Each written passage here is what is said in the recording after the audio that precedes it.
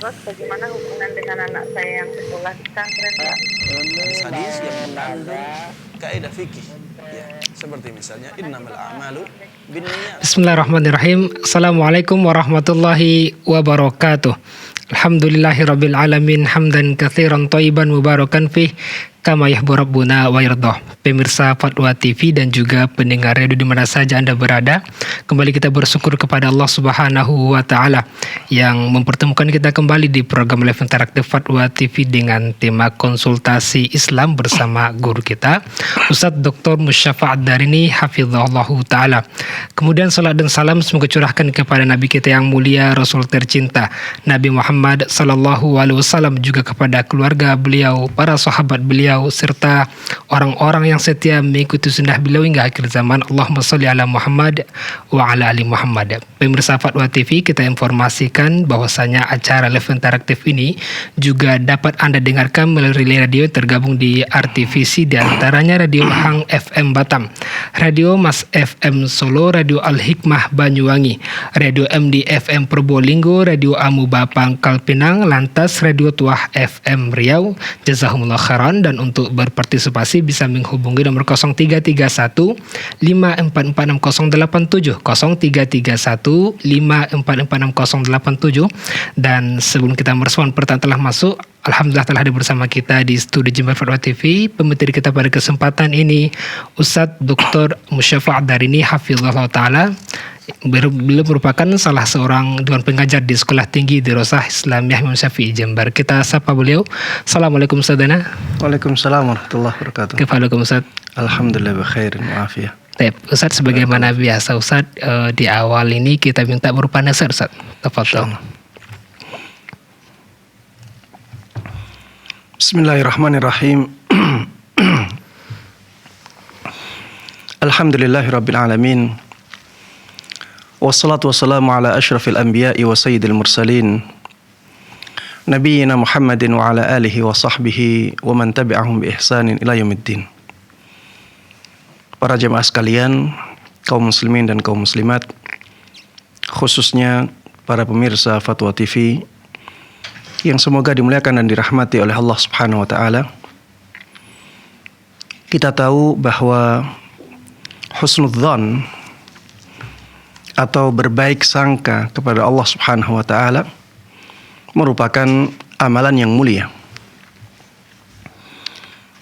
Sebagaimana Allah Subhanahu wa taala firmankan dalam hadis qudsinya, "Ana 'inda dhanni abdi falyadhunna bi 'abdi asya." Aku itu sesuai dengan persangkaan hambaku terhadapku. Maka silahkan hambaku berprasangka kepadaku seperti yang dia inginkan. Kalau kita berprasangka baik kepada Allah Subhanahu wa ta'ala, maka Allah Subhanahu wa ta'ala berarti baik kepada kita. Kalau kita berprasangka buruk kepada Allah Subhanahu wa ta'ala, maka Allah akan berbuat buruk kepada kita. Maka kita dianjurkan untuk berhusnudzan kepada Allah Subhanahu wa ta'ala. Dan keadaan Allah Subhanahu wa ta'ala akan sebagaimana prasangka kita terhadapnya. Secara garis besar seperti ini. Hanya saja sebagian orang kebablasan dalam berhusnudzan kepada Allah Subhanahu wa ta'ala. Ada orang yang berhusnudzan kepada Allah Subhanahu wa ta'ala yang menjadikan dia melakukan kemaksiatan, menjadikan dia meninggalkan kewajiban. Maka kita harus bedakan antara husnudzan yang kebablasan, yang diistilahkan oleh sebagian ulama sebagai al-ghurur, atau keadaan tertipu dengan husnudzan yang proporsional, dengan husnudzan yang sesungguhnya. Husnudzan yang sesungguhnya adalah ketika seseorang berbaik sangka kepada Allah Subhanahu wa taala dan itu mendorongnya untuk melakukan ketaatan kepada Allah Subhanahu wa taala dan meninggalkan kemaksiatan-kemaksiatan kepadanya. Adapun husnudzan yang menjadikan seseorang malah bermudah-mudahan dalam melakukan kemaksiatan dan dia bermudah-mudahan dalam meninggalkan kewajiban, maka ini keadaan tertipu. Seseorang telah tertipu dengan persangkaan dia terhadap Allah Subhanahu wa taala. Ibnu Qayyim rahimahullahu taala di dalam kitabnya Al-Jawabul Kafi mengatakan, wa qad tabayyana al-farqu baina husnidh-dhanni wal ghurur. Dan telah jelas perbedaan antara husnudzan kepada Allah Subhanahu wa taala dan sikap tertipu atau keadaan seseorang tertipu. Wa anna husnudzan in hamala 'ala al-'amali wa hatha 'alaihi wa sa'adahu wa saqa ilaihi fa huwa sahih. Dan sesungguhnya apabila husnudzan itu membawa seseorang untuk beramal kebaikan, mendorong dia untuk melakukan amal ketaatan, membantu dia dan menggiringnya kepada kebaikan, maka itulah husnudzan yang benar. Itulah husnudzan yang sebenarnya, yang sesungguhnya. Wa in da'a ilal batalati walin himaki fil ma'asi fahuwa ghurur. Apabila husnudzan dia kepada Allah Subhanahu wa taala menjadikan dia malas-malasan untuk melakukan amal kebaikan, menjadikan dia semakin bergelimang dengan kemaksiatan, maka itu sebenarnya adalah keadaan tertipu. Dia tertipu dengan prasangka baik dia kepada Allah Subhanahu wa taala. Harusnya husnudzan kita kepada Allah Subhanahu wa taala itu menjadikan kita semangat untuk melakukan kebaikan. Menjadikan kita semakin takut untuk melakukan kemaksiatan. Ketika husnudzan kita menjadikan kita malah terlalu mudah dalam meninggalkan kewajiban, bermudah-mudahan dalam melakukan kemaksiatan. Sebagaimana banyak dikatakan oleh orang-orang, Allah itu Maha Pengasih, Allah itu Maha Penyayang. Kalau kita salah-salah, Allah pasti memaafkan. Banyak orang yang seperti ini. Mereka husnudzan kepada Allah Subhanahu wa taala, tapi tidak pada tempatnya. Tidak pada tempatnya. Lihatlah para sahabat Nabi Muhammad sallallahu alaihi wasallam. Mereka sangat giat dalam beramal saleh, tapi mereka tetap khawatir akan kehidupan akhirat mereka, akan kedudukan mereka di sisi Allah Subhanahu wa taala. Namun demikian mereka tetap berhusnudzan kepadanya. Harusnya kita mencontoh para salaful ummah ini.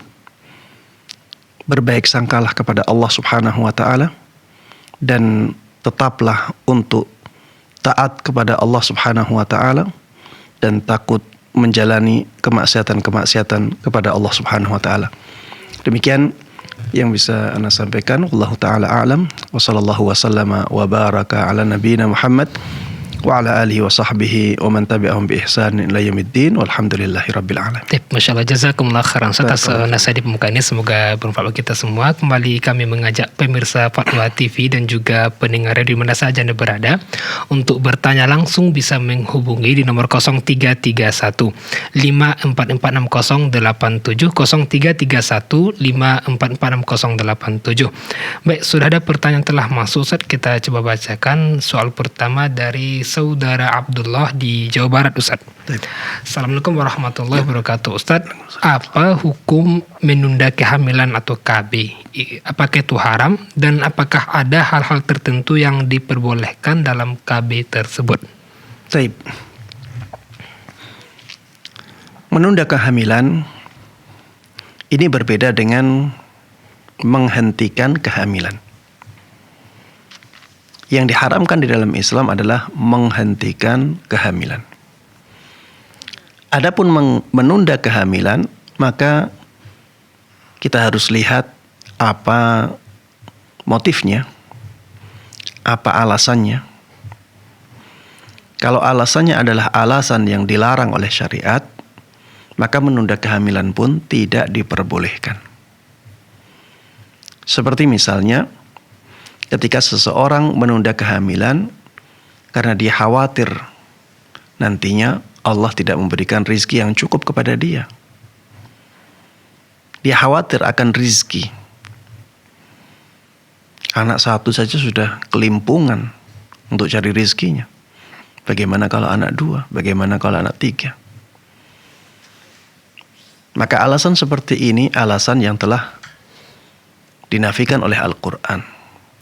Alasan yang bertentangan dengan dalil Al-Quran. وَلَا تَقْتُلُوا أَوْلَادَكُمْ خَشْيَةَ إِمْلَاقٍ وَلَا تَقْتُلُوا أَوْلَادَكُمْ خَشْيَةَ إِمْلَاقٍ. Jangan sampai kalian bunuh anak-anak kalian karena takut kefakiran. Kata Allah Subhanahu wa taala setelah itu, karena kamilah yang memberikan rizki kepada kalian dan kepada mereka. Jadi kekhawatiran terhadap rizki ini bukan alasan yang dibenarkan oleh syariat.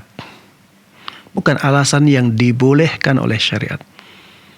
Sehingga ketika ada seseorang menunda kehamilan karena alasan ini, maka ini menjadi diharamkan. Berbeda kalau alasan menunda kehamilan adalah alasan yang dibenarkan oleh syariat. Seperti misalnya alasan agar ibunya istirahat dulu. Karena kemarin sudah melahirkan, kemudian menyusui. Ibunya ingin istirahat dulu. Misalnya istirahat setahun. Biar kuat kembali untuk hamil dengan kehamilan baru. Maka alasan seperti ini alasan yang dibolehkan oleh syariat. Contoh lagi misalnya, untuk melengkapkan masa persusuhan. Ya. Karena masa persusuhan yang sempurna itu 2 tahun. Maka ada baiknya seseorang menunda kehamilan sampai sempurna masa persusuan. Alasannya seperti ini, alasan yang dibenarkan oleh syariat, tidak ada masalah. Contohnya lagi misalnya, alasan agar orang tua mudah dalam mendidik anak. Kalau anaknya kecil-kecil, yang ini belum mapan, belum bisa mengurus dirinya, sudah ada anak kecil lagi. Ini belum bisa berdiri, ini juga belum bisa berdiri. Akan semakin repot. Semakin susah untuk memperhatikan anak-anak tersebut. Maka alasan yang seperti ini alasan yang dibenarkan, tidak ada masalah. Sehingga menunda kehamilan dengan alasan seperti ini, maka tidak dilarang oleh syariat. Ini dibolehkan di dalam syariat Islam. Taib. Menghentikan kehamilan kita katakan tadi pada asalnya tidak dibolehkan. Kecuali pada keadaan-keadaan darurat. Atau keadaan yang sangat terpaksa. Atau sangat mendesak. Keadaan darurat atau keadaan yang mendekati keadaan darurat. Ya, saya bahasakan keadaan yang sangat mendesak. Misalnya, ketika seorang dokter sudah mengatakan ini kalau hamil lagi sangat membahayakan. Bisa membahayakan anaknya, bisa membahayakan orang tuanya. Ketika misalnya beberapa dokter mengatakan hal yang sama dan mereka orang-orang yang ahli dalam kesehatan, kita bisa menghentikan kehamilan. Tapi kalau misalnya tidak dalam keadaan darurat, tidak dalam keadaan yang sangat mendesak sekali, maka pada asalnya menghentikan kehamilan tersebut tidak diperbolehkan. Wallahu ta'ala a'lam. Jazakallah khairan atas penjelasannya. Demikian yang bertanya, semoga bisa dipahami. Baik, soal berikutnya kita bacakan Ustaz dari Hamidah di Jawa Tengah, Kota Tegal. Ustaz, apakah darah haid bisa ditentukan warnanya? Karena saya bingung warna merah apa? Karena saya bingung, saya kena mens kok darahnya encer dan warnanya merah segar. Terus jaraknya cuma 2 minggu, Ustaz. Baik. Ya.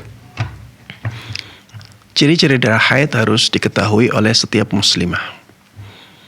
Ciri-ciri darah haid harus diketahui oleh setiap muslimah karena itu berkaitan dengan kewajiban dia. Kewajiban sholat, kewajiban puasa. Kalau dia haid, dia tidak boleh berpuasa. Dia haid, dia tidak boleh sholat. Kalau haidnya sudah selesai, dia wajib untuk sholat. Haidnya sudah selesai, dia wajib mengqadha puasanya. Ya, jadi karena ini berhubungan dengan kewajiban seorang muslimah, maka setiap muslimah wajib mengetahui ciri-ciri darah haid. Ciri yang pertama dari sisi warna. Darah haid itu merahnya merah kehitam-hitaman. Bukan merah yang cerah, tapi merah yang mendekati hitam. Ya. Kemudian di antara ciri darah haid, baunya bau busuk. Bukan seperti bau darah segar. Kemudian di antara ciri darah haid, datangnya di waktu kebiasaan darah haid datang. Ya, setiap wanita itu mayoritas mempunyai kebiasaan waktu haid. Dan mereka bisa melihat ya apakah datangnya darah tersebut di waktu biasa datang atau tidak. Kemudian di antara ciri darah haid adalah darah tersebut ketika sudah keluar tidak mengendap, tidak mengental. Berbeda dengan darah segar. Darah segar ketika keluar, maka setelah di luar dia menjadi kental. Itu menunjukkan bahwa dia masih segar. Dia masih darah yang sehat. Adapun darah haid itu darah yang sudah rusak. Makanya ketika keluar dia tidak mengental. Ketika ciri-ciri ini ada, maka itu menjadi darah haid. Ketika ciri-ciri yang saya sebutkan tidak ada, maka kemungkinan besar itu bukan darah haid ya. Sebagaimana disebutkan dalam pertanyaan, karena darahnya menyelisih sifat darah haid, maka dianggap sebagai darah istihadah. Dianggap sebagai darah istihadah. Ketika dianggap sebagai darah istihadah, konsekuensinya maka dia tetap harus sholat 5 waktu. Ketika misalnya dia berada di bulan Ramadan, dia tetap wajib untuk berpuasa. Hanya saja setiap waktu sholat dia disunahkan untuk mandi. Kalau tidak mandi tidak ada masalah, tapi untuk wudu diwajibkan. Ya. Demikian wallahu ta'ala alam. Masyaallah, jazakallah khairan atas penjelasannya. Demikian yang bertanya, semoga bisa dipahami. Ya, kembali kita mengajak pemirsa untuk bertanya langsung, bisa menghubungi nomor 0331548087. Ustaz, sudah ada telepon yang terhubung, kita coba sapa. Assalamualaikum Fatwa TV. Assalamualaikum. Waalaikumsalam warahmatullahi wabarakatuh. Bersama Ibu siapa, di mana? Dengan Nunu dari Surabaya. Ya, silakan Ibu. Syukran. Assalamualaikum Ustaz. Waalaikumsalam warahmatullahi wabarakatuh. Semoga Ustaz Musyawarah beserta keluarga senantiasa mendapatkan rahmat lindungan dari Allah Subhanahu wa taala. Iyyakum. Ahwan Ustaz, izin bertanya terkait husnudzon husnudzon terhadap Allah. Iya. Nah, ini misalnya gini Ustaz, contoh ya Fulana ini sudah rumah tangga dan insya Allah keduanya ini mampu sama-sama bekerja. Tetapi kayak sepertinya sang suami ini kayaknya main perhitungan gitu. Misalnya menyekolahkan anak, pilih yang sesuai dengan budget yang dia punya. Misalnya sekolah di misalnya gini, beri aja. Nanti kalau masuk pondok pesantren biayanya banyak besar itu begini. Kemudian ada lagi contoh misalnya gini Ustadz, udah cukup punya anak 2 aja kan seperti ininya pemerintah. Cukup keluarga berencana 2 anak cukup. Nanti kita masih belum ini ataupun juga seperti beli rumah. Udah ikut rumah orang tua aja. Nanti uangnya nggak cukup, masih banyak kebutuhan. Nah, apakah prinsip seperti fulanah ini, suami fulanah ini, apakah seperti itu dia tidak husnudon sama kehendak Allah, dia itu kayak semacam takut khawatir nanti kurang. Apakah itu termasuk tidak husnudon sama Allah ya Ustadz? Contoh seperti itu. Nah, apakah boleh kita itu istilahnya untuk semuanya itu dibuat perhitungan seperti itu tadi, untuk biaya rumah, untuk masak, untuk makannya anak-anak, untuk segala semua itu diperhitungkan pengeluaran. Nah, apakah itu nanti kita menselisihi ya Ustadz, kita itu tidak istilahnya tidak memasrahkan semuanya itu kepada Allah, suudon sama Allah, padahal Allah kan yang udah mengatur semua itu rezeki terus kemudian itu semua. Bisa dipahami Ustaz ya? Cukup Bu, ya bisa dipahami. Ya, terima kasih Bu Nunuk di Surabaya. Jazakallah khair. Assalamualaikum warahmatullahi wabarakatuh. Waalaikumsalam warahmatullahi wabarakatuh. Ya, silakan Ustaz. Husnudzan kepada Allah Subhanahu wa taala memang harus tetap pada koridor logis ya.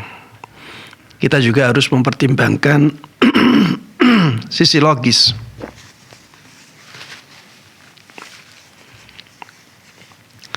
Kita harus mempertimbangkan sisi logis juga ya. Kita melakukan sebagaimana yang sesuai dengan perhitungan akal kita sebagai manusia biasa. Kemudian setelah itu husnudzan kepada Allah Subhanahu wa taala. Ini pada keadaan-keadaan yang normal. Ya. Ini pada keadaan-keadaan yang normal. Kita harus melakukan sesuatu sesuai dengan keadaan kita sebagai manusia yang punya akal. Ketika kita sudah melakukan sesuatu sesuai dengan perhitungan kita sebagai manusia yang punya akal, maka husnudzan kepada Allah setelah itu. Pada keadaan-keadaan tertentu mungkin kita bisa memaksa potensi kita. Misalnya tadi, ya sudahlah tidak usah buat rumah. Kita cukup ikut dengan mertua. Kita cukup ikut dengan orang tua kita. Seperti ini ya sesuatu yang kurang baik. Kenapa demikian? Karena seorang suami dituntut oleh Islam untuk memberikan hak yang baik kepada istrinya. Dan istri punya hak untuk ditempatkan di rumah yang menyendiri. Di rumah yang berdiri sendiri. Itu hak istri. Maka seharusnya seorang suami berusaha untuk mewujudkan hak ini. Dan dia harus optimis.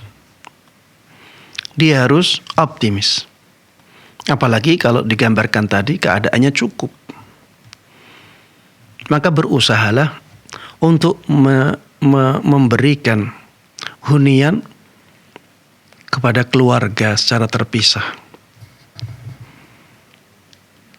Dan Allah Subhanahu wa taala akan membantu kita. Husnudzan di sini sangat penting. Husnudzan sangat erat hubungannya dengan optimisme seseorang. Ya, begitu pula ketika menyekolahkan anak.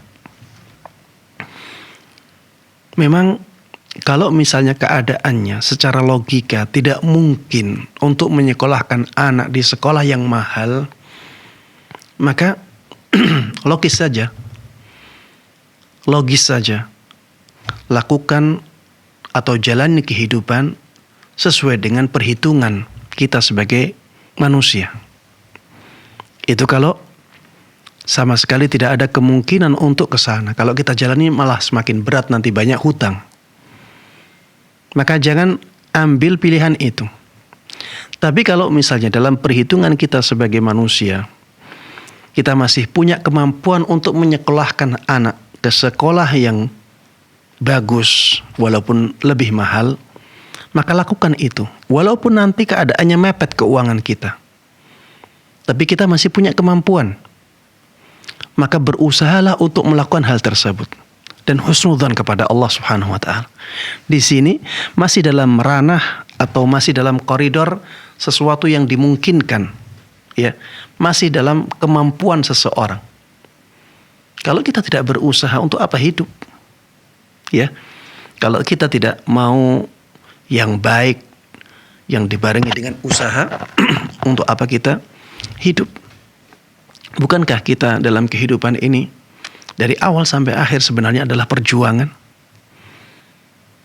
Kita sebenarnya sedang berjuang mempertahankan diri, berjuang untuk mendapatkan kemuliaan, kemuliaan di dunia dan kemuliaan di akhirat.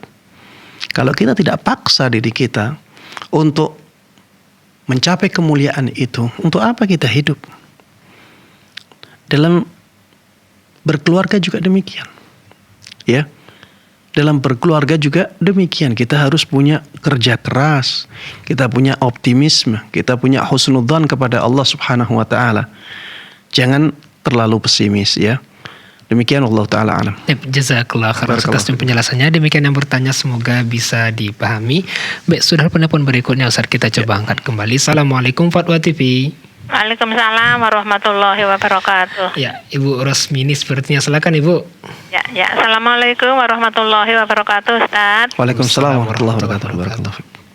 Kami ingin bertanya, kalau kita itu ke masjid, itu katanya setiap langkahnya itu dihitung pahala pulang atau berangkatnya. Iya. Tapi kalau sudah tua terus berangkat belajar membaca Al-Quran, apakah juga setiap langkahnya itu juga mendapat pahala dan belajarnya itu juga mendapat pahala, Ustaz? Terima kasih jawabannya. Jazakumullah khairan. Assalamualaikum warahmatullahi wabarakatuh. Waalaikumsalam warahmatullahi wabarakatuh. Silakan Ustaz. Karena penanyanya seorang ibu, ya, maka saya ingin memberikan catatan bahwa sholat seorang perempuan di rumahnya itu lebih afdal. Sholat perempuan di rumahnya itu lebih afdal daripada sholatnya perempuan di masjid. Ada hadis khusus yang menjelaskan masalah ini. Dan ini merupakan kemurahan yang sangat tinggi yang diberikan oleh Allah Subhanahu wa Ta'ala kepada kaum muslimah. Lebih ringan dan lebih afdal. Lebih ringan dan lebih baik daripada ke masjid capek-capek. Tapi ternyata tidak lebih afdal. Lebih baik di rumah mendapatkan yang paling afdal. Namun demikian, ketika seseorang, ya seorang wanita pergi ke masjid, maka pahala-pahala yang didapatkan oleh pria didapatkan oleh jamaah laki-laki, juga didapatkan oleh jamaah perempuan.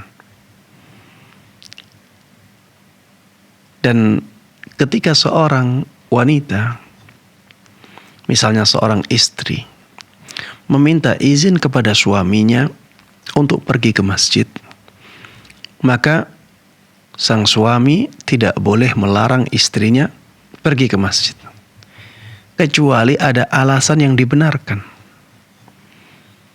Seperti misalnya seorang istri punya tanggung jawab anak, dan suami tidak bisa ditinggal anaknya di rumah, atau anaknya tidak bisa ditinggal sendirian di rumah. Suami jelas ke masjid. Kalau istri ke masjid anaknya ditinggal, maka anaknya akan terlantar. Atau misalnya istri punya tugas di rumah yang harus diselesaikan, maka ketika itu dibolehkan bagi suami untuk melarang istrinya ke masjid. Kalau tidak ada alasan yang dibenarkan, maka suami tidak boleh melarang istrinya untuk pergi ke masjid. Begitu pula dengan anak perempuan. Kalau misalnya ada anak perempuan minta izin pergi ke masjid, maka orang tua tidak boleh melarangnya. Kecuali ada alasan yang dibenarkan. Karena sabda Nabi kita Muhammad sallallahu alaihi wasallam, "La tamna'u ima Allahi masajidallah." Jangan sampai kalian melarang wanita-wanita pergi ke masjid. Jangan sampai kalian melarang wanita-wanita pergi ke masjid. Ini larangan dari Nabi kita Muhammad sallallahu alaihi wasallam. Tapi Nabi juga sudah menjelaskan bahwa salatnya kaum muslimah di rumah itu lebih afdal daripada salat mereka di masjid-masjid Allah Subhanahu wa taala. Kemudian yang ditanyakan tadi, apabila pergi ke masjid untuk belajar, bukan untuk salat, apakah pahalanya sama dengan ketika seseorang pergi ke masjid untuk salat? Maka jawabannya tentu berbeda. Tapi dua-duanya merupakan sesuatu yang sangat mulia. Dua-duanya merupakan amalan yang sangat mulia. Sarana menuju kebaikan itu akan mendapatkan kemuliaan sebagaimana kebaikan yang menjadi tujuannya. Ya, namun karena pergi ke masjid untuk sholat berjamaah itu ada hadits-hadits khususnya yang menunjukkan keutamaan-keutamaannya, maka hadis-hadis tersebut kita khususkan untuk amalan pergi ke masjid untuk sholat berjamaah. Adapun amalan-amalan mulia yang lainnya, maka kita katakan seperti misalnya belajar di masjid, ya, bukan untuk sholat berjamaah, ya, untuk belajar saja. Maka kita katakan belajar merupakan amalan yang mulia. Man salaka tariqan yaltamisu fihi ilman sahalallahu lahu bihi tariqan ilal jannah. Barang siapa yang meniti jalan untuk menuntut ilmu agama, maka Allah akan mudahkan jalannya menuju surga Allah Subhanahu wa taala. Ketika belajarnya di masjid dan dia berangkat untuk amalan yang mulia ini, maka berangkatnya dia ke masjid tersebut menjadi amalan yang sangat mulia. Tapi apakah pahalanya sama dengan berangkat ke masjid untuk berjamaah? Kita katakan tentunya berbeda, ya. Wallahu taala alam, namun dua-duanya merupakan sesuatu yang sangat mulia di sisi Allah Subhanahu wa taala. Jazakallah khairan atas penjelasannya. Demikian yang bertanya, semoga bisa dipahami. Berikutnya sudah ada penelpon yang tersambung kembali, kita coba sapa. Assalamualaikum Fatwa TV. Ya. Ya, bersama siapa di mana? Sama hamba Allah dari Lampung. Ya, silakan Ibu. Assalamualaikum Ustaz. Waalaikumsalam warahmatullahi wabarakatuh. Ya, silakan Ibu. Saya mau tanya, kalau kita junub, terus kita mandi, terus kita sholat, udah bersih, berapa jam kemudian ada yang keluar sedikit terbuang air kecil, kita harus mandi lagi apa gimana itu? Apa Air kencing. Pas buang air kecil ada sesuatu yang keluar gitu? Air yang keluar Kayak licin-licin gitu. Apa kita harus mandi lagi? Apa harus Taib. wudhu aja kalau kita mau sholat? Baik, Iya. cukup Ibu. Terima kasih Ustaz. Assalamualaikum. Waalaikumsalam warahmatullahi wabarakatuh. Iya. Silakan Ustaz. Sebagian ulama membahas masalah ini, ya. Bagaimana kalau misalnya ada lendir yang keluar setelah seorang perempuan mandi, apakah itu membatalkan mandi besarnya karena seakan-akan keluar lagi maninya, ataukah ini hanya membatalkan wudunya sebagaimana dia keluar kencing? Pendapat yang saya lihat lebih kuat dalam masalah ini adalah pendapat yang mengatakan bahwa itu tidak membatalkan mandinya. Itu tidak membatalkan mandinya. Kenapa demikian? Karena kemungkinan besar mani yang keluar tersebut adalah mani suaminya. kemungkinan besar mani yang keluar tersebut adalah mani suaminya, bukan maninya sendiri. Karena kalau itu maninya sendiri, ya, harusnya keluarnya itu dengan kelezatan. Atau kita katakan, walaupun itu maninya sendiri, tapi keluarnya mani ketika itu tidak membatalkan mandinya. Karena keluarnya mani yang membatalkan mandi itu keluarnya mani yang disertai dengan rasa lezat. Ya. Keluarnya mani yang disertai rasa lezat, ya, seperti misalnya mimpi basah, seperti misalnya ketika seseorang berhubungan intim, seperti misalnya ketika seseorang, ya, ini walaupun tidak boleh ya, tapi tetap saja membatalkan mandi besarnya, yaitu orang istimna, ya. Ini semuanya menjadikan seseorang harus mandi besar, dan keluarnya mani itu tandanya adalah ketika ada rasa nikmat yang luar biasa. Ketika keluar dan menjadikan seseorang lemah. Sehingga adanya lendir tersebut, ini kemungkinan besar adalah maninya suami. Atau kemungkinan besar maninya sendiri yang masih tersisa. Sehingga keluar ketika dia selesai mandi. Sehingga yang seperti ini tidak membatalkan mandinya. Tapi itu membatalkan wudunya. Ya, itu membatalkan wudunya. Kalau keluarnya setelah sholat, berarti sholatnya sah. Dan dia tidak wajib mengulangi sholatnya. Tapi kalau misalnya keluarnya di dalam sholat, maka sholatnya menjadi batal.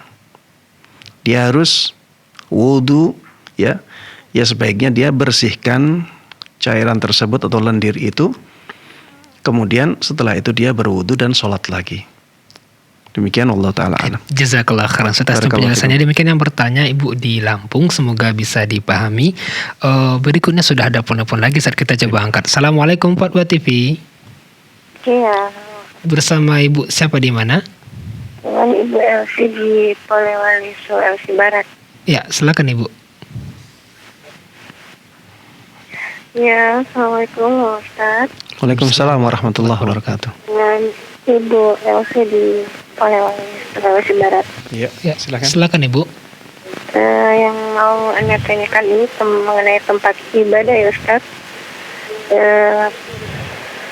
Saya pernah melihat ada orang sholat misalnya dalam satu ruangan tetapi tidak memakai hijab, atau dalam satu ruangan itu misalnya ruangan tamu, kemudian ada orang yang datang sholat, terus datang lagi satu orang yang melakukan sholat, itu katanya tidak boleh Ustaz. Apa itu emang hukumnya ada dalilnya atau bagaimana? Coba diulangi lagi pertanyaannya, suaranya kurang keras, kurang jelas. Ya, suaranya kurang jelas Ibu. Bisa diulangi pertanyaannya? Iya, halo. Ya, silakan Ibu. Ya, mengenai tempat ibadah Ustaz. Misalnya begini ya. Halo. Iya, silakan. Jelas. Ada orang yang melaksanakan sholat dalam suatu ruangan, kemudian datang lagi seseorang untuk memulai melaksanakan sholat itu, terus ada yang menegur katanya tidak boleh kalau dalam satu ruangan tanpa hijab, atau dalam satu misalnya ruangan tamu begitu, kemudian ada orang yang melakukan sholat kemudian datang lagi melakukan sholat, itu katanya tidak boleh Ustaz. Itu antara laki-laki dan perempuan apa? Siapa saja ya, yang penting maksudnya datang melakukan sholat, kemudian dia mulai lagi, orang yang kedua datang lagi melakukan memulai sholat, itu katanya tidak boleh kalau ruangan itu tidak ada hijabnya atau antaranya begitu. Ya, jelas. Ibu. Cukup Ibu. Dan kalau di masjid kan siapa yang datang kalau mau melaksanakan sholat ya sholat. Itu gimana Ustaz? Ya. Baik Ibu. Terima kasih Bu Esi di Sulawesi Barat. Silakan Ustaz. Ya. Apa yang disampaikan oleh penanya bahwa apabila dalam satu ruangan sudah ada orang yang sholat, maka tidak boleh orang lain memulai sholat sampai dia selesai. Maka penjelasan seperti ini tidak berdasar dalil yang saya ketahui. Ya, saya tidak mengetahui adanya dalil yang menguatkan perkataan tersebut. Dibolehkan ya bagi kita untuk sholat dalam satu ruangan lebih dari satu orang, tidak ada masalah. Baik di masjid ataupun di tempat yang lain. Yang tidak boleh adalah ketika ada sholat berjamaah. Kemudian kita membuat sholat jamaah lain di satu masjid. Sudah ada jamaah, kemudian kita membuat jamaah baru. Maka ini yang tidak boleh. Kalau kita ingin sholat, maka bergabung dengan jamaah yang ada. Jangan membuat jamaah yang lain dalam satu masjid, karena ini akan menjadikan hati kaum muslimin malah saling mengingkari. Padahal sholat berjamaah itu disyariatkan untuk mempererat hati kaum muslimin, menyatukan hati mereka. Makanya tidak boleh ada dalam satu waktu, dalam satu masjid, dua jamaah yang berlangsung. Dan yang dikalahkan harus jamaah yang terakhir. Yang dikalahkan harus jamaah yang terakhir. Karena dia yang salah. Jamaah yang pertama sudah, tidak ada salahnya dia. Dia datang, tidak ada jamaah, kemudian dia melakukan sholat. Tidak ada yang salah di situ. Kalau ada jamaah baru, dia membuat jamaah tersendiri, maka dia yang membuat ramai. Dia yang menjadikan hati kaum muslimin menjadi saling mengingkari. Coba bayangkan ya, kalau kita misalnya dalam satu masjid ada dua jamaah, imamnya sama-sama mengeraskan bacaannya. Allahu Akbar sana, Allahu Akbar. Ketika kita sujud, tidak tahu ini imam kita yang Allahu Akbar atau imam yang lain yang Allahu Akbar. Akan sangat mengganggu. Dan bagaimana kekhusyuan kita juga akan sangat terganggu sekali dengan adanya dua jamaah seperti itu. Makanya itu tidak diperbolehkan. Begitu pula yang tidak diperbolehkan lagi apabila dalam satu ruangan campur baur antara laki-laki dan perempuan. Dan ternyata dua orang tersebut dikategorikan khalwat. Misalnya hanya dua orang, satu laki-laki, satu perempuan. Padahal bukan mahram. Yang seperti ini tidak boleh. Misalnya kita masuk masjid kecil, satu ruangan. Ada seorang laki-laki, satu orang. Kemudian datang seorang perempuan, satu orang lagi, masuk ke masjid. Padahal dia tahu tidak ada orang lain selain dua orang ini. Maka seperti ini tidak boleh. Karena nanti masuk dalam larangan khalwat. Begitu pula dalam satu kamar, satu ruangan tamu misalnya. Ada satu orang perempuan misalnya sedang sholat. Tidak ada orang lain. Kemudian datang seorang laki-laki ingin sholat. Maka hindari yang seperti ini. Karena Rasulullah SAW melarang kita berkhalwat. Atau kalau bisa cari teman lain. Ya, cari teman lain. Misalnya tadi satu laki-laki, satu perempuan, yang datang laki-laki, bawa laki-laki yang lain. Sehingga tidak ada khalwat di situ. Atau misalnya laki-laki ini punya mahram perempuan, bawa perempuannya. Sehingga tidak ada khalwat di situ. Atau laki-laki ini punya istri, bawa istrinya sekalian. Sekarang 3 orang, tidak ada khalwat di situ. Ya, demikian Allah Ta'ala. Ya, khalwat itu apa artinya, Ustaz? Khalwat itu berduaan. Berdua. Ya. Khalwat itu berduaan antara laki-laki dan perempuan tanpa ada orang ketiga.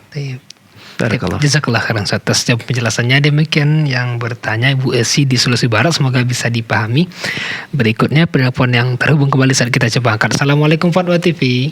Assalamualaikum warahmatullahi wabarakatuh. Ya, dengan Bapak siapa di mana? Maulah dari Bogor, Pak. Oh ya, silakan Bapak. Assalamualaikum warahmatullahi wabarakatuh, Pak Ustaz. Waalaikumsalam warahmatullahi wabarakatuh. Barakallahu fikum. Semoga Allah menjaga Pak Ustaz dan keluarga Pak Ustaz. Amin amin wa iyyakum. Amin. Pak Ustaz mau nanya tentang pembatal sholat tuh apa dinasa apa nggak Pak Ustaz tentang yang apa jika terlewat depan kita itu orang wanita yang sudah balik terus apa anjing hitam itu lagi yang lupa tuh itu penjelasannya katanya anda dengar dari satu ustaz katanya itu udah dihapus karena Nabi pernah sholat di depan Aisyah. Mohon maaf Pak, diulangi pertanyaannya, ada gangguan tadi sehingga suaranya nggak jelas. Jadi gini Pak Ustaz, mau yang anak tanyakan tentang pembatal sholat. Iya. Kan ada 3 seingat anak tuh ada melintas anjing hitam, wanita yang sudah balik, yang satu lagi anak dilupakan. Himar, keledai. Ya. Nah itu apakah sudah dinasakh hukumnya apa belum? Karena anak pernah sesat Ustaz katanya Nabi pernah sholat di depan Aisyah itu juga termasuk di situ. Apa itu udah dinasakh apa enggak? Itu minta penjelasannya Pak Ustaz. Cukup Bapak. Itu yang pertama. Yang kedua Pak Ustaz, di rumah Pak Ustaz banyak semut. Kan kalau baca di kisah Nabi Allah Sulaiman kan pernah ditegur sama Allah satu semut gigit, tapi jangan dibunuh semuanya. Nah itu kalau hewan-hewan yang boleh dibunuh tuh jenisnya apa Pak Ustaz? Karena kalau cicak kan jelas. Nah kalau jenis kayak serangga-serangga gitu, kalau semut itu sebatas gimana yang boleh kita bunuh gitu Pak Ustaz? Itu aja Pak Ustaz. Syukur, jazakallahu khair. Assalamualaikum warahmatullahi wabarakatuh. Waalaikumsalam warahmatullahi wabarakatuh. Iya, pertanyaan yang pertama tentang lewatnya 3 hal atau 3 sesuatu. Ya, lewatnya keledai, anjing hitam, dan wanita. Apakah ini bisa membatalkan sholat ataukah tidak? Ini permasalahan yang diperselisihkan oleh para ulama. Ada yang mengatakan tidak membatalkan sholat, tapi mengurangi pahalanya. Tidak membatalkan sholat, tapi mengurangi pahalanya. Kenapa? Karena dengan lewatnya 3 hal yang aneh ini akan mengganggu kekhusyuan orang untuk sholat. Dan ketika kekhusyuannya terganggu, maka pahalanya juga akan terganggu. Maksudnya menjadi berkurang. Ada yang mengatakan bahwa lewatnya 3 hal ini akan menjadikan sholat seseorang batal. Bahkan apabila yang dilewati itu wanita. Apabila yang dilewati itu wanita, maka sholat wanitanya juga menjadi batal. Ada wanita yang lewat. Ini pendapat sebagian ulama. Wallahu ta'ala alam, ana lebih condong ke pendapat yang mengatakan bahwa 3 hal tersebut, yang 2 tetap dikatakan membatalkan sholat. Karena mengambil zahir hadisnya. Ya, zahir hadisnya itu yaqta' atau taqta'us sholah. Bahwa sholat itu terputus.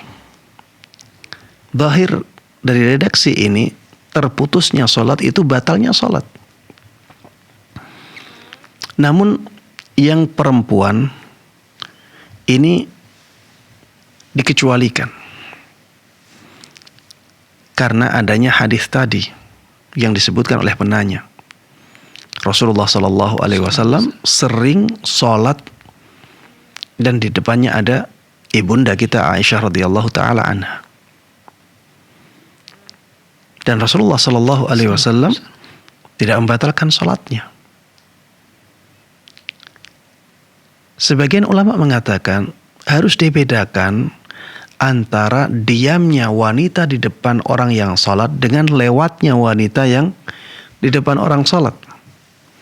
Hadis ibunda Aisyah radhiyallahu taala anhu tersebut tentang diamnya seorang wanita di depan orang yang sholat. Ini tidak membatalkan sholat menurut mereka. Tapi kalau lewat maka membatalkan sholat. Ini jawaban bagi orang yang mengatakan bahwa lewatnya perempuan itu membatalkan sholat secara mutlak. Jumhur ulama mengatakan tidak. Ya, jumhur ulama mengatakan tidak membatalkan.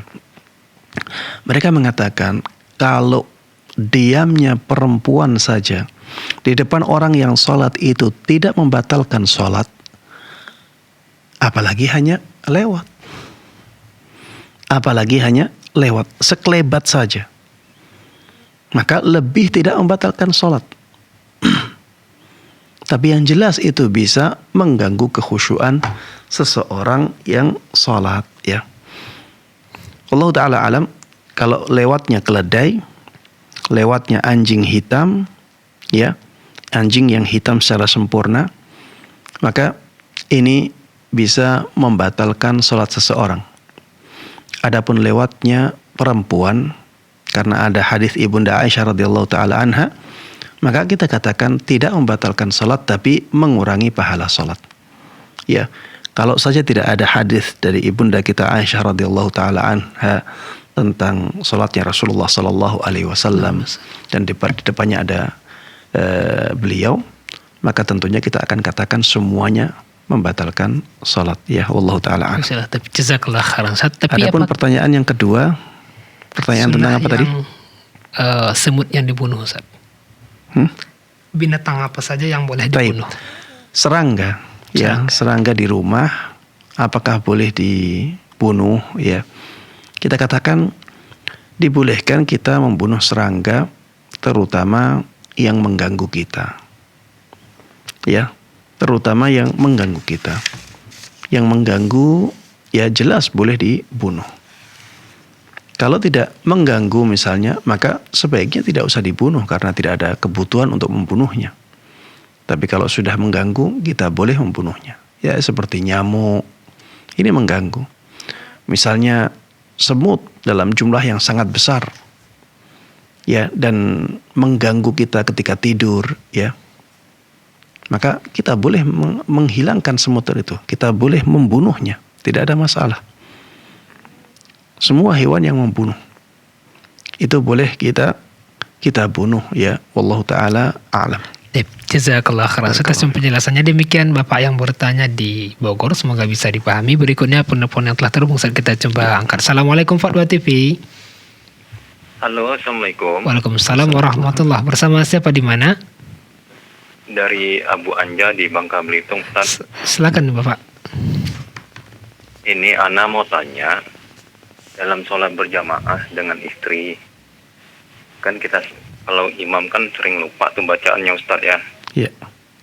Yang mau Ana tanyakan, apakah boleh kalau kita lupa dalam bacaan sholat, yang istri yang nurusin bacaan membenarkan bacaan kita? Jazakumullah khairan, Ustaz. Baik. Waalaikumsalam warahmatullahi wabarakatuh. Iya, memang seorang wanita di dalam sholat itu ketika mengingatkan imam, memang pada asalnya dia mengingatkan dengan tepukan tangan, ya. Tepukan tangan itu untuk mengingatkan bahwa imam salah.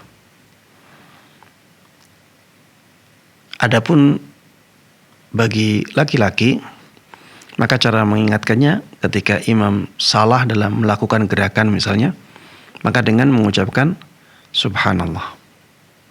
Tapi apakah ini berlaku dalam bacaan? Wallahu a'lam, saya melihat tidak. Ketika imam salah dalam bacaan, maka makmumnya tidak mengatakan subhanallah. Tapi makmumnya mengingatkan, ya, mengingatkan imam tersebut. Misalnya dia salah dalam membaca, makmumnya meluruskan langsung, bukan membaca subhanallah. Maka tepukan untuk seorang jamaah perempuan juga tidak berlaku di sini. Tepukan untuk jamaah perempuan dalam mengingatkan bacaan imam ini tidak berlaku di sini. Sebagaimana tidak berlakunya jamaah laki-laki dalam mengingatkan imam dengan mengucapkan subhanallah. Jadi tidak ada masalah apabila kita salah dalam membaca Al-Quran ketika sholat, kemudian diingatkan oleh istri dengan suaranya. tidak ada masalah. Karena ini tidak masuk dalam hadis yang tadi, mengingatkan dengan tepukan tangan. Yang masuk dalam tepukan tangan itu ketika salah dalam gerakan, ya, salah dalam gerakan sehingga imam tahu bahwa dia salah, ya. Tapi untuk bacaan tidak mungkin hanya dikinikan saja imam tahu salahnya di mana, bagaimana meluruskannya itu tidak cukup. Maka kalau tidak ada lelaki dan yang di belakang jamaahnya perempuan, atau misalnya yang laki-laki tidak hafal, yang hafal hanya perempuan, maka wallahu ta'ala alam masih dibolehkan untuk mengingatkan imamnya. Barakallahu fikum. Jazakallah khairan atas penjelasannya. Demikian yang bertanya, semoga bisa dipahami. Mungkin satu pertanyaan terakhir sedikit ringkasan dari Ibu Dewi Soleha di Jawa Timur, Ustaz. Ustaz, anak hasil zina merupakan bukan nasab dari bapaknya tapi nasab dari ibunya. Apakah anak tetap mahram bagi biologisnya atau bukan mahram, Ustaz? Baik, kalau kita mengambil pendapatnya jumhurul ulama yang mengatakan bahwa anak tersebut dinasabkan kepada ibu, ya. Konsekuensi dari pendapat ini, anak tersebut bukan mahram ayah biologisnya. Konsekuensinya, ayah biologisnya bukan mahram anak itu. Ini yang menjadikan ada pendapat yang dinisbatkan kepada Imam Syafi'i, Allah Ta'ala alam tentang penisbatan ini benar atau tidak, bahwa beliau membolehkan menikahi anak biologis